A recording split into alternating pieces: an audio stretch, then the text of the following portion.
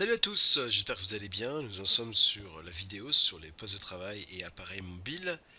Nous allons voir les challenges et comment gérer les fonctionnalités d'entreprise de Windows 10.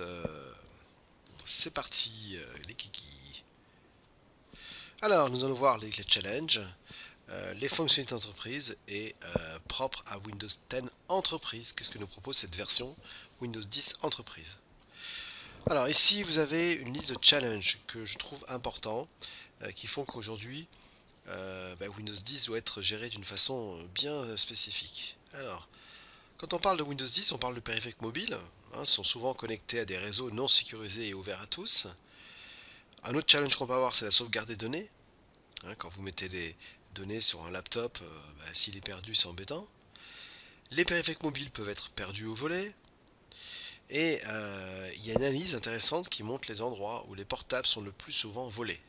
Alors ici vous avez une URL que je vous invite à voir qui parle justement des laptops qui sont volés. Il faut savoir que les laptops sont volés ou perdus principalement dans les écoles publiques, dans les voitures, dans les taxis, dans les restaurants, les aéroports et les trains.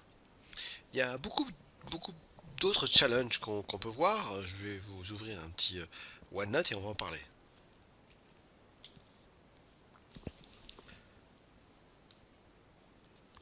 Alors, est-ce qu'on a un challenge ou on a d'autres challenges aujourd'hui qui sont un souci pour les entreprises?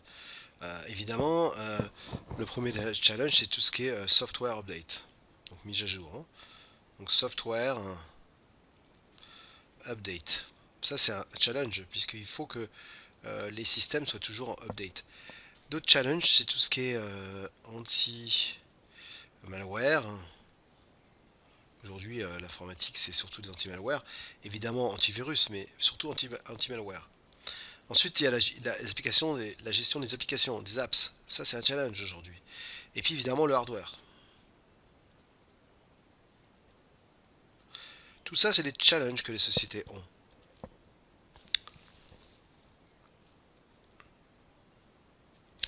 Donc, qu'est-ce qu'on peut avoir comme réponse à ces challenges?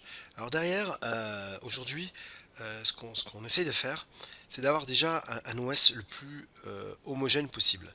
Et pour ça, on va créer ce qu'on appelle des masters, où on va updater le master, installer les applications, et on va créer vraiment ce master qu'on appelle une goal d'image, qu'on va pouvoir dispatcher sur tous les postes.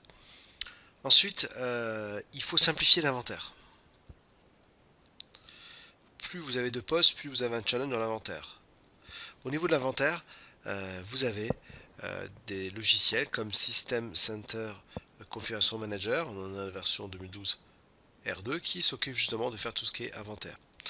Pour les apps, évidemment, ici, ce qu'on veut, c'est une solution qui nous permette d'installer des apps rapidement. Donc SSCM également fait ceci.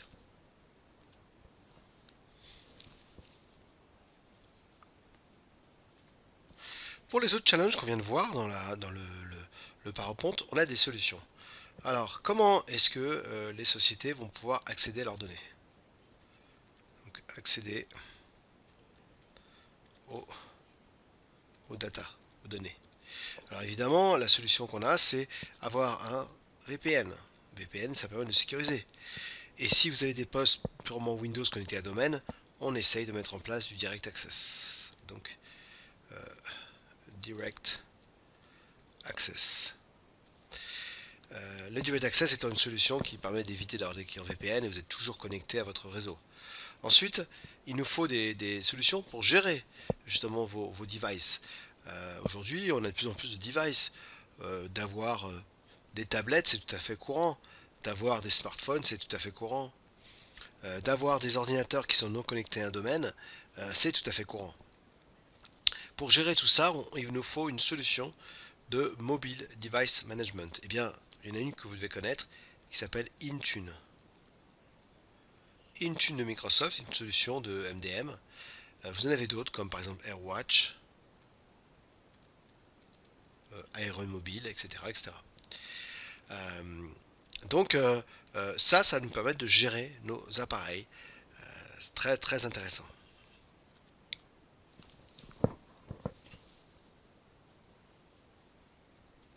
J'ai ouvert ici un navigateur où on peut voir par exemple Intune. Intune qui est la solution de gestion des appareils. Donc vous voyez, donc simplifier la gestion des appareils grâce à Intune. Donc on va pouvoir gérer les applications, paramétrer même le hardware, avoir des stratégies de mot de passe. Donc c'est une solution qui est reconnue aujourd'hui. En bring on device, on protège les données, aucune infrastructure requise puisque tout se fait directement chez Intune. On a d'autres solutions comme par exemple AirWatch, qui est une solution de MDM. Voilà, AirWatch.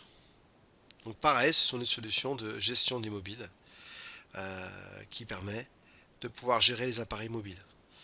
Donc tous les terminaux, toutes les plateformes, plateformes de gestion de la mobilité d'entreprise.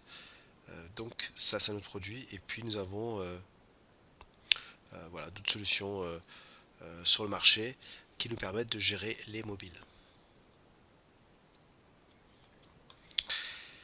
Les fonctionnalités d'entreprise.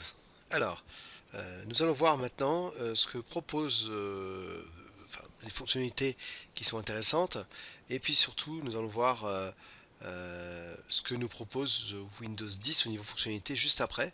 En tout cas déjà la première chose qu'on a besoin c'est tout ce qui est protection des données d'entreprise.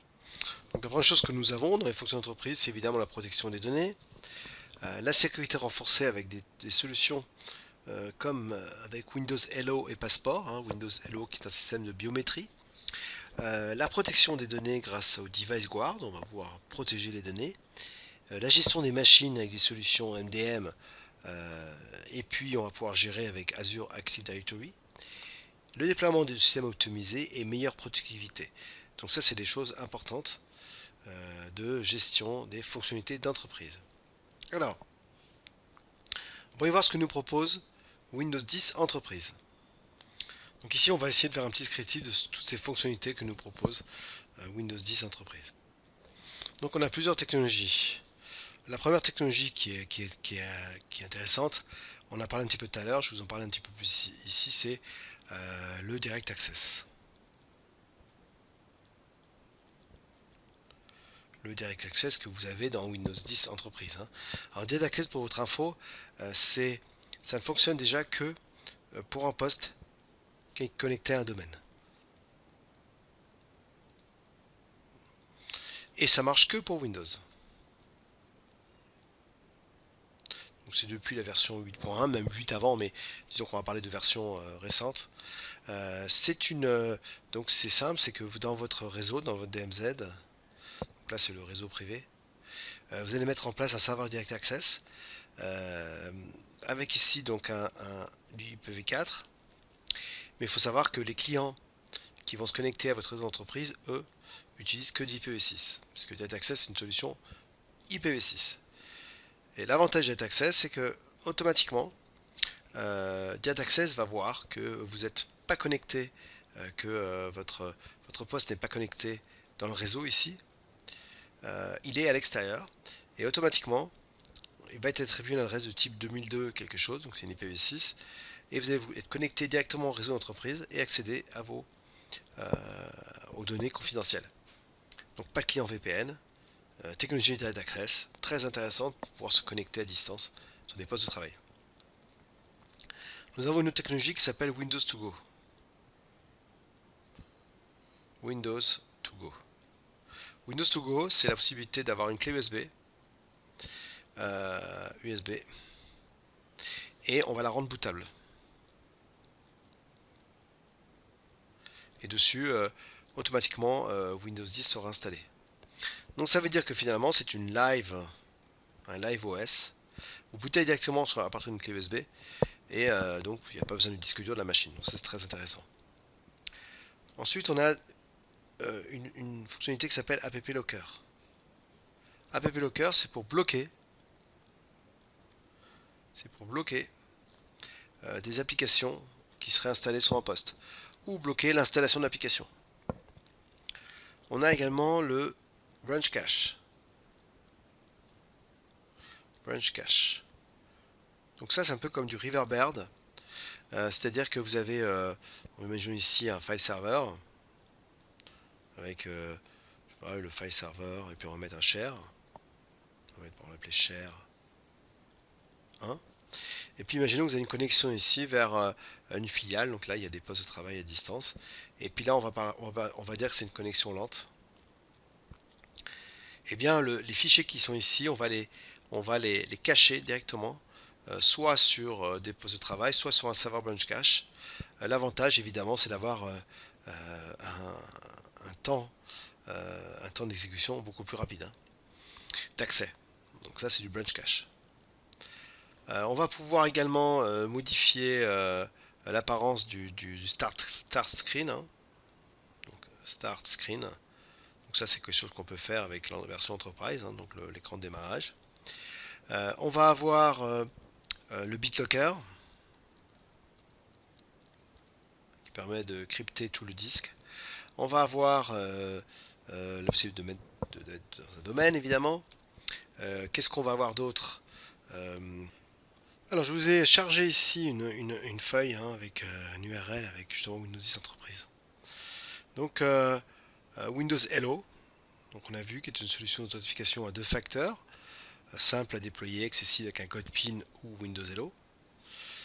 Protection des informations d'identification, donc utilise une méthode matérielle pour isoler les services d'authentification, donc intéressant.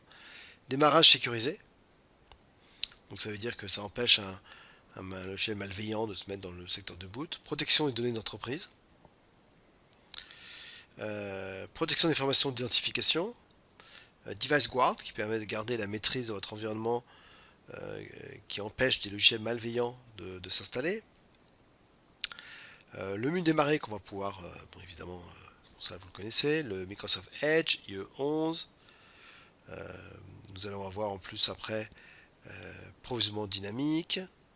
Ça on verra, ça s'appelle l'ICD, la gestion des appareils mobiles, fonction de domaine. On va pouvoir être membre d'un domaine Azure, très intéressant. Le Windows Store pour entreprise. Donc c'est une solution pour acquérir des applications pour les appareils Windows 10. Le Windows Update for Business, ça réduit les coûts, il y a moins d'updates. Le branch cache, on a vu. Complétude matérielle, excellent support. Appareil 2 en 1, ça on le sait, ça va sur un mobile ou sur un laptop, etc. Donc là vous avez vraiment une vision complète de ce que vous apporte Windows 10 Entreprise. Donc Hyper-V évidemment, puisque c'est ce que j'utilise pour la formation. Voilà, donc on a couvert les challenges, les fonctions d'entreprise et puis les fonctionnalités pour Windows 10 Entreprise.